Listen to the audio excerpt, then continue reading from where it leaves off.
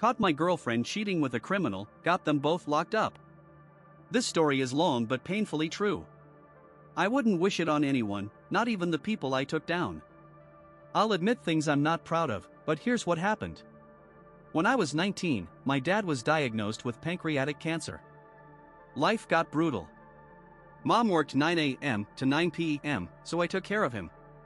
After 4 grueling years, he passed after a triple heart bypass. His death broke my mom, and I tried to be strong for both of us. Those were dark times, they changed me. My grades tanked, and I took a low-paying job to help mom, who was a wreck. I'd lived a comfortable life, went to church, but after dad's death, I had to fund college myself, no loans, just mounting bills. A friend introduced me to drugs, saying I could make quick cash working for him and his crude drug dealers. I started delivering for them and, within months, saved enough for college.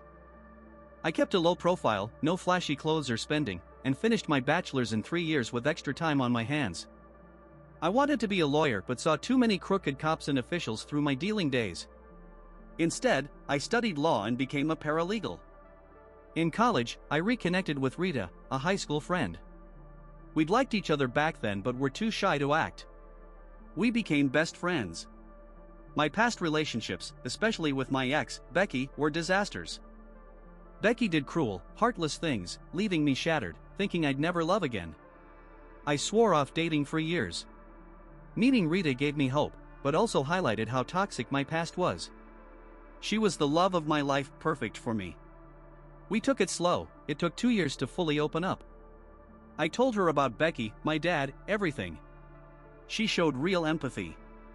We started sleeping together, became official, and she loved that I listened, was honest, and protective. I loved her back, but never told her how I paid for college or the things I saw and did. I feared it'd ruin us. We planned a future, maybe a family. Then disaster struck. My mom had a serious accident, a heavy shell fell on her. She had multiple injuries and fractures. Tests revealed a leaky heart valve and 5 small, likely cancerous growths near her left kidney. A biopsy confirmed kidney cancer.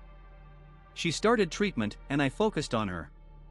Rita and I lived together, about 30 miles from mom's. When I told Rita about mom's illness, she was supportive but worried, especially when I said I'd be around less. She insisted she didn't want a break and would support me emotionally. I told her if she wanted space or met someone else, to just say so, I'd understand. She swore no one could replace me. Mom's chemo started okay, but by month 2, she was weak, with no appetite. Rita and I texted multiple times a day. She'd check on mom and we'd talk for hours before bed, missing each other. We saw each other every couple of weeks, and it felt normal then. As mom's condition worsened, I told Rita to hang out with friends more, enjoy life. Summer hit, and with mom declining, it wasn't fun for me. Rita went out more, and I loved hearing her stories about her friends' antics. I was glad she wasn't stuck because of my situation. She always showed sympathy when I updated her on mom. Chemo killed the cancer but weakened mom further, it was the treatment killing her now. I needed a break, so mom's friends watched her. I drove to Rita's city, where she was with friends. At their place, I saw her laughing with a guy, Henry, among her crew. She introduced me as her boyfriend. He shook my hand firmly, saying, "Nice to meet you." I played nice but felt something off, not jealousy, just a gut instinct from my dealing days. Henry was new to their group, known for only a couple of months. I'd met Rita's guy friends and respected them, but Henry seemed shady. I brushed it off as paranoia, hung out, and kept an eye on him while acting friendly. That night, I stayed at Rita's, then went home. Mom's health kept declining, but Rita and I stayed in touch daily, though I later realized I initiated most of it. When relatives gave me another break, I drove to meet Rita at a restaurant with her friends. Parking, I saw Henry leave in a new black Buick. He didn't notice me. Inside, Rita and her friends greeted me warmly, offering support. We ate, drank a bit, and crashed at her place. Before bed, I casually asked why Henry left early. She said she didn't know, unsure if he was even there, suggesting he might have been at another spot in the plaza. I let it go. The next day, Mom took a critical turn, pneumonia, worsened by chemo's toll. She spent 3 weeks in the hospital, hooked to IVs, but kept declining. Doctors gave her a week at most. She didn't want to die in a sterile hospital, so we brought her home for peace. Despite her weakness, she was happy to be home. We both knew time was short. She said she was ready to join Dad after years apart. I left her with a church friend for a few hours and drove to Rita's, unannounced, sobbing the whole way. I couldn't speak, overwhelmed by Mom's suffering. I thought Rita would know what to say. At her place, I saw Henry's Buick parked behind her car but didn't think much of it, consumed by grief. Using my key to her kitchen door, I entered to music playing. No one was in the living room or backyard. Walking to her bedroom, I heard intimate sounds. My heart sank. I froze at the door, realizing what it was, then slowly opened it. There they were, naked, going at it, oblivious to me. I wanted to smash Henry's face, but with Mom and work, I couldn't risk trouble. Shaking with rage, I backed out, left through the back, and sat in my car, unseen. I cried for half an hour, my world collapsing, then drove back to Mom. I told no one.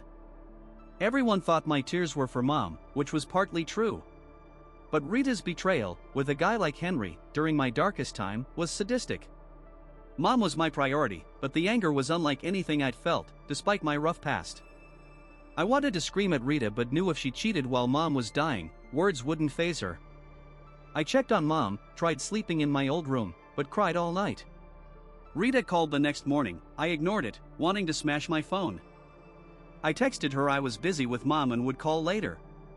Hospice nurses confirmed Mom had 48 hours left. I told Rita her condition was unchanged. I didn't want her calls, visits, or lies. The next evening, at 6 p.m., Mom took her last breath as I held her hand. The next 3 days were a blur of funeral planning, but I couldn't shake the image of Rita and Henry. The more I thought about it, the angrier I got. Henry's fake friendliness enraged me most. If they weren't sleeping together when we met, they planned to. I needed to know who this guy was.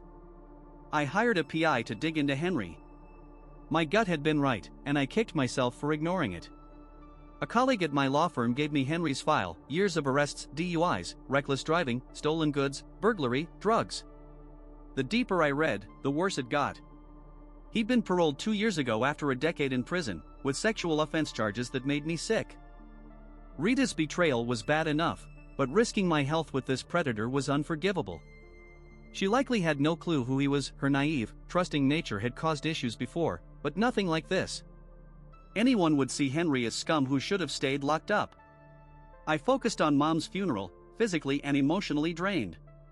Afterward, Rita called, unaware Mom died or that I knew about her and Henry. She'd been distant lately. I played along, acting happy, letting her lie, pretending to believe her fake sympathy. Honestly, if she dropped dead, I wouldn't have cared. Work gave me bereavement leave. I knew Rita and I were done, but her cruelty consumed me. I was glad I learned the truth before things went further, but their actions during my grief were vile. I wanted revenge, to ruin their lives without them suspecting me. I extended my leave legally, with enough savings to cover bills for months if needed. Taking down Henry, a parolee, was easy. A small charge could send him back. But I wanted new charges to keep him locked up forever. I knew his parole officer well enough to know she'd act fast on a tip. With his record, he couldn't afford that Buick legally. One night, I parked near Rita's on a car she didn't know. Henry's Buick was there. I waited. At 2 a.m., he left. I followed discreetly to a rundown house in a rough area. I noted his plate, parked down the street, and watched. After hours, it was clear he was dealing. People came and went, some returning fast for more. I photographed every car and recorded video. For days, I documented his routine. I gave a photo of his Buick to a detective, saying its owner might be a big-time dealer, keeping my name out of it. I lied, claiming our firm represented someone he might have framed. The detective, knowing I could have used firm connections but didn't, saw value in my tip. He ran the plate, gave me the owner's name and address, and I left, knowing a warrant was coming. I stayed low, checking Rita's local paper. One morning, Henry's shocked face was on the front page, cuffed. If the police didn't screw up, he'd get years added to his sentence. A good lawyer might find a loophole, but I wouldn't let that happen. 10 minutes later, Rita called. I acted surprised and happy. She demanded to know why I didn't tell her Mom died. She saw the obituary. I said she seemed too busy enjoying life to burden with my grief and asked why she'd been distant. She dodged, asking to meet. I suggested our favorite restaurant, playing the loving boyfriend. She agreed, happy to fill the void now that Henry was gone. At dinner, I hugged her tightly, hiding my urge to snap her spine. She didn't notice I avoided her kisses, maybe she thought grief killed my romance. I didn't want her lips near me after Henry. At the bar, our usual bartender served us. I texted him, make my drinks non-alcoholic, hers double strength. I faked interest in cocktails, showed him a recipe on my phone, and he grinned, knowing the plan. Rita said her drinks were strong, I claimed mine were weak. After a few, she was slurring, complaining she was too drunk. I acted surprised, paid, left a big tip, and faked an urgent work call. I told her to drive home and wait for me, I'd be back soon. She stumbled to her car, I called the cops, reporting a drunk driver leaving the restaurant. I drove to her place. 3 miles later, near her house, I saw police lights, her car was pulled over. I knew she'd get a DUI. What I didn't know, Henry used her car to move drugs for smaller dealers. A routine search found ounces of drugs under the back seat. I hadn't planned for her to get hit with possession with intent to sell. With her spare key, I could have planted it myself, but didn't. Neither knew I was onto their affair. Update, later that day, Rita called from jail, sobbing. I acted shocked, asking why she was locked up. She admitted the DUI and drug charges. I asked what she wanted, she begged for bail help. I said Mom's death tied up my assets with inheritance issues, a lie, as I could have used my house. Her charges felt like fair payback for ruining my life. At her hearing, I sat in the back, hoping to stay unnoticed. She saw me, and I gave a confused look, playing dumb. She told the judge the drugs were Henry's, from his recent arrest, but he wasn't listening. She looked at me, ashamed, tears streaming, realizing I knew about her affair. I shook my head in disgust as she was let out. She knew contacting me again would be pointless. Both got high bails. Henry pleaded guilty, hoping for leniency, denied. Rita took a plea deal, 4 years, possible parole in 3. Her career was toast, and I didn't care. They crossed the wrong guy at the worst time. My take, what do you think? I get the author's pain, but setting Rita up like that may be too far. Revenge for betrayal is one thing, but ruining her life over it? I wouldn't have gone that far, though I understand why he did. Drop your thoughts below. Was he justified, or did he go overboard? Thanks for watching. Check our previous videos linked here, subscribe, and stay safe.